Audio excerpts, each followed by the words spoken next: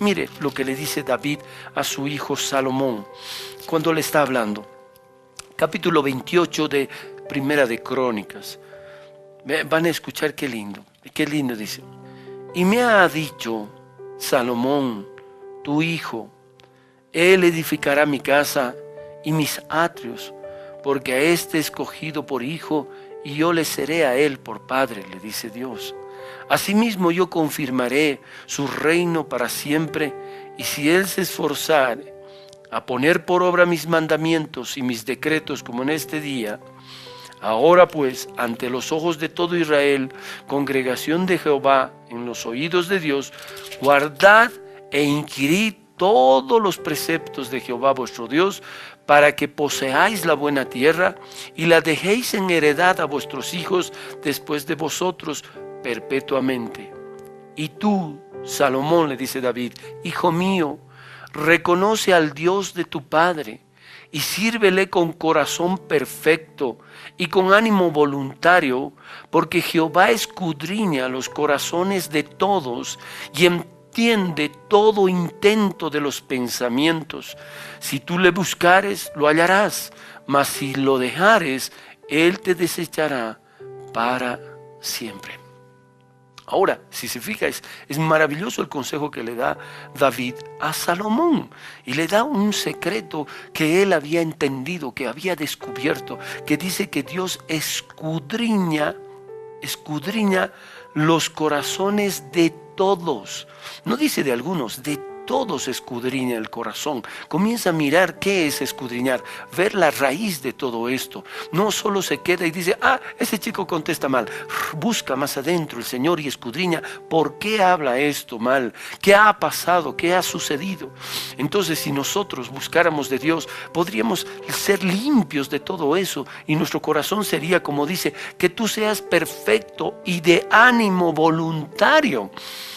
Cuando uno tiene la mente pura y perfecta, está de ánimo pronto para hacer las cosas. ¿Y cómo es perfecto? Perfecto quiere decir hacer las cosas bien hechas. No esa perfección que muchos dicen intachable, nunca se va a equivocar. No, perfecto es aquello en lo cual empleas las herramientas que tienes y los resultados tienen que ser buenos.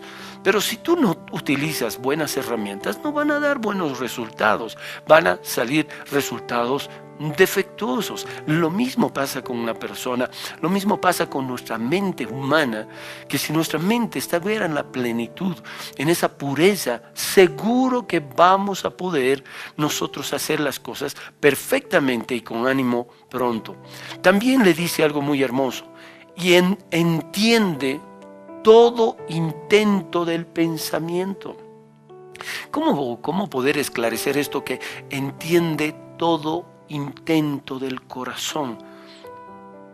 El corazón, entiende todo intento del pensamiento, no del corazón, el intento del pensamiento. ¿Qué hace el pensamiento? El pensamiento saca la información que necesita para hacer algo, ¿no ve? Para hacer algo. Pero Dios ve la intención de este pensamiento. Muchas veces nosotros hacemos las cosas intencionadamente para conseguir algo o para hacer algo.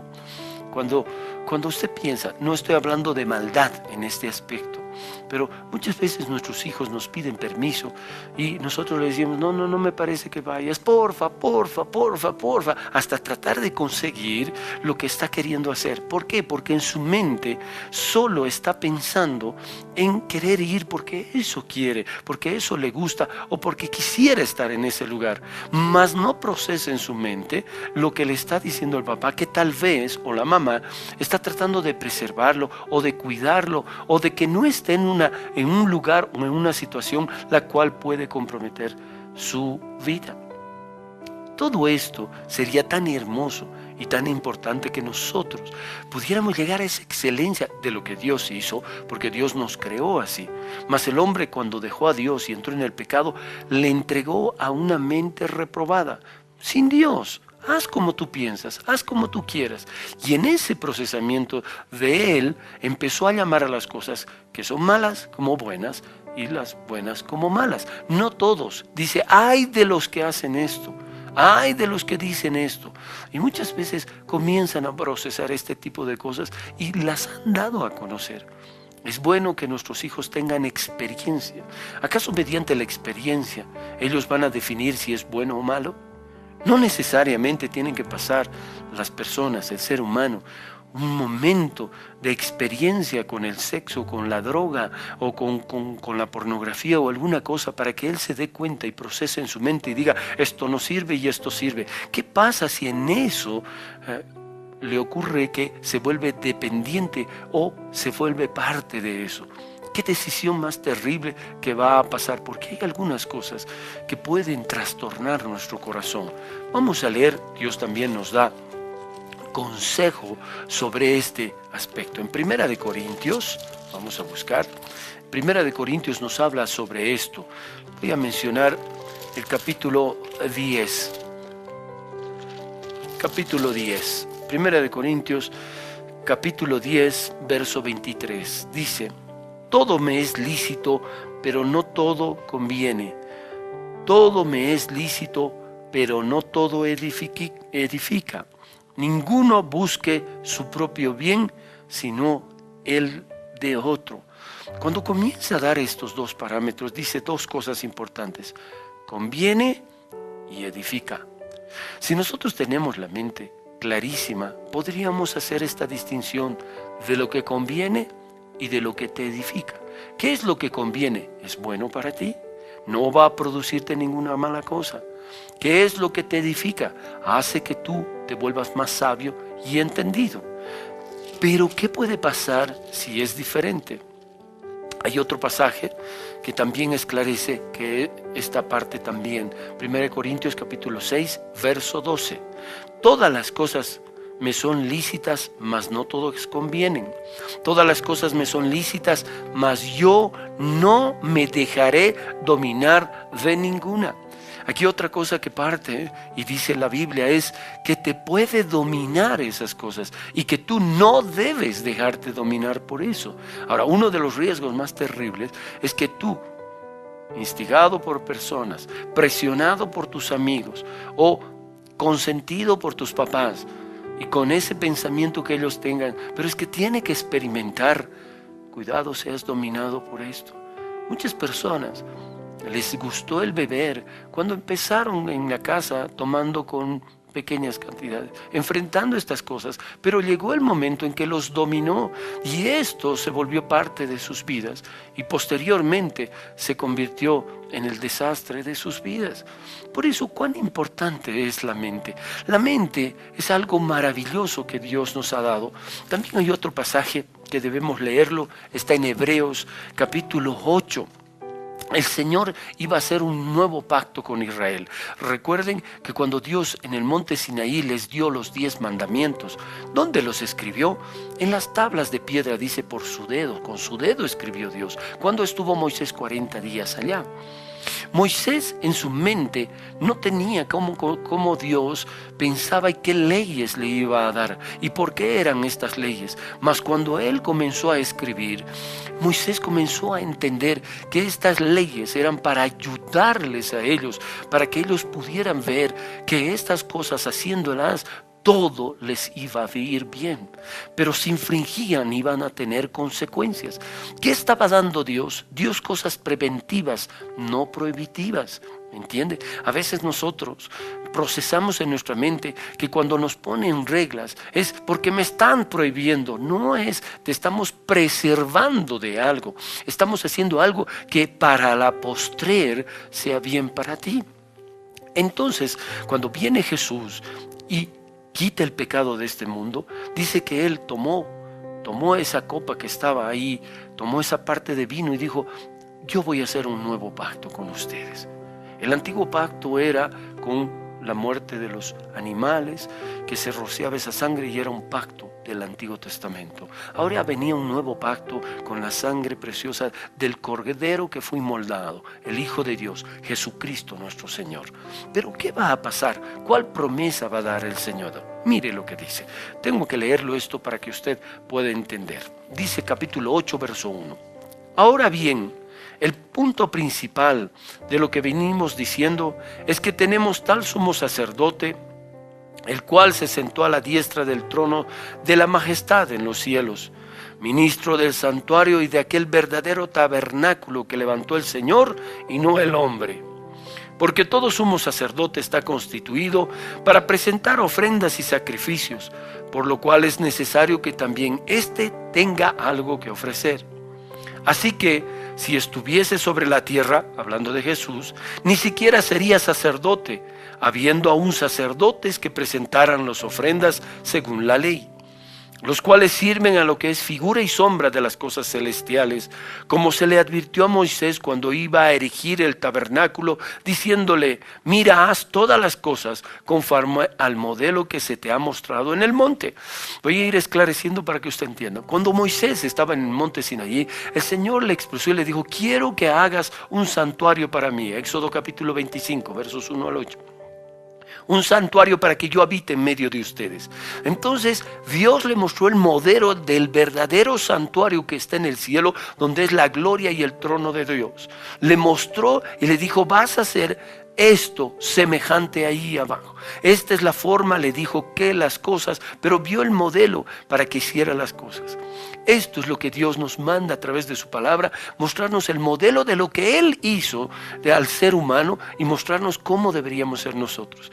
Mas nosotros no atendimos a su consejo y hacemos conforme a lo que nosotros pensamos que es el modelo de hombre o es el modelo de mujer.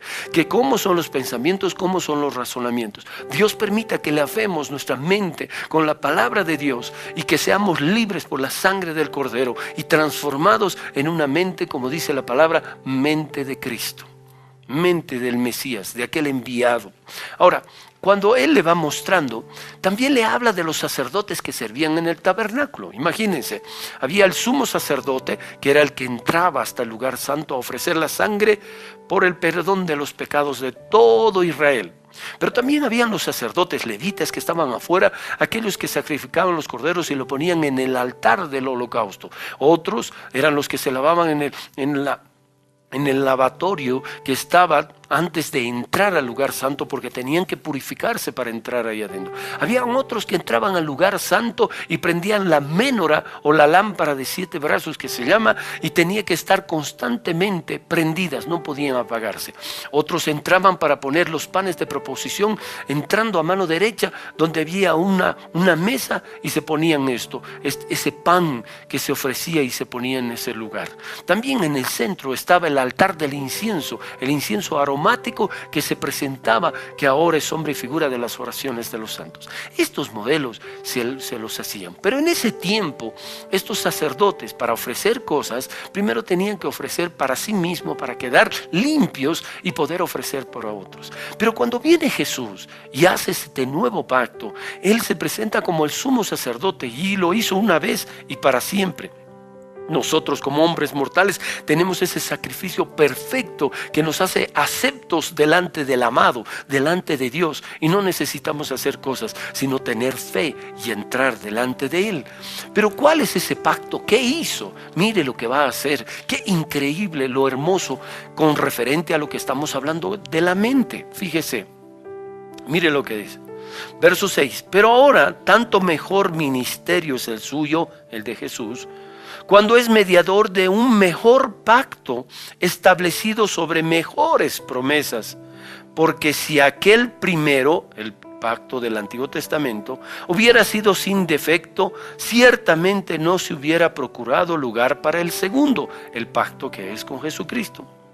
Porque reprendiéndoles dice: he aquí vienen días, dice el Señor, en que estableceré con la casa de Israel y la casa de Judá un nuevo pacto, no como el pacto que hice con sus padres el día que los tomé de la mano para sacarles de la tierra de Egipto, porque ellos no permanecieron en mi pacto y yo me desentendí de ellos, dice el Señor.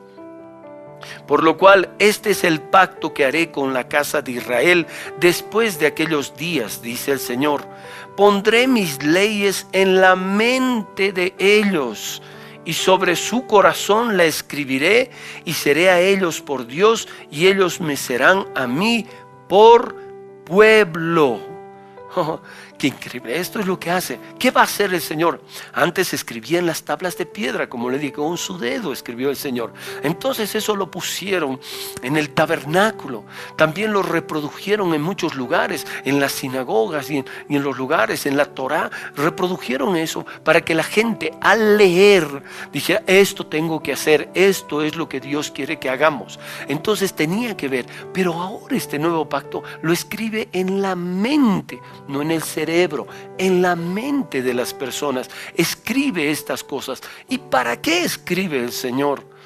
Para que nosotros, con la capacidad que nos ha dado, con esa mente maravillosa que Dios nos ha dado, que debe estar limpia, que tiene que permanecer limpia. Al salir un pensamiento, cuando alguien te habla, pasa por ese proceso de ese pacto del Señor, sus leyes escritas, y entonces sale obedeciendo para hacer estas cosas, porque es el consejo de Dios. No es una opción, sino que se vuelve tu naturaleza obediente a esto. ¿Sabe que cuando Dios empezó a trabajar en mi vida, y cuando hizo ese pacto, cuando yo recibí a Jesús como el Señor de mi vida, cuán importante es eso, y reconocí que era un pecador y que estaba atestado de todas esas cosas, y le pedí perdón por mis pecados, Él me hizo nacer de nuevo y habitó en mi corazón, y su Santo Espíritu es en mi vida. El Espíritu Santo santificó mi mente, empezó a transformar mi vida, y entonces Dios escribió en mi mente esto. Yo ya no necesito tener normas, sino que ya es parte de mi vida. Yo sé que en los 10 mandamientos dicen muchas cosas. No matarás. Eso está escrito en mi mente. Cuando algo pasa, mi mente reacciona sobre eso, y es muy natural que no lo haga. Yo no salgo a las calles o antes de salir de mi casa y digo, no tengo que matar, no tengo que matar, no voy a matar, no voy a matar. Y ando con temor por las calles tratando de cumplir para agradar a Dios. No, ahora es parte de mi mente, y eso lo resisto, y eso no es parte de mi vida. Así es cuando Dios escribió en nuestras mentes.